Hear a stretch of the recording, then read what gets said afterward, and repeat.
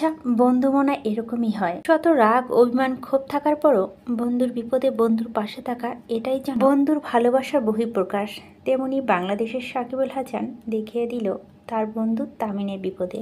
আমরা যেমনটাই দেখেছিলাম, তামিন খুব কাছ থেকে মৃত্যুকে দেখে এসেছে। তাই আমাদের অনেকের একটা কাঙ্ক্ষিত বিষয় ছিল, সাকিব আল হাসান কেন তামিনের বিপদে নেই। সব জল্পনা কল্পনার অবসান ঘটিয়ে কিছুক্ষণ আগে সাকিব তার জন্মদিনের সেরা গিফট তামিনকে পেয়ে যে অনুভূতি জানিয়েছেন, সেটাই থাকবে আজকের ভিডিওতে। বিস্তারিত জানতে হলে অবশ্যই ভিডিওটি না টেনে পুরোপুরি দেখবেন।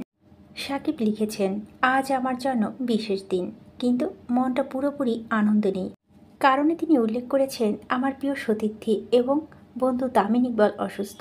মাঠে আমার একসঙ্গে অনেক লড়াই করেছি, অনেক স্মৃতি রয়েছে, আর সবসময় চাইবো আমাদের এই পথ চলা আরও দীর্ঘ হোক। তামিন, তুমি বাংলাদেশের ক্রিকেটের অন্যতম বড় শক্তি। তোমার দ্রুত সুস্থতা এবং মাঠে ফিরে আসার জন্য করছি ইনশাআল্লাহ তুমি খুব তাড়াতাড়ি সুস্থ হয়ে আমাদের মাঝে ফিরে আসবে।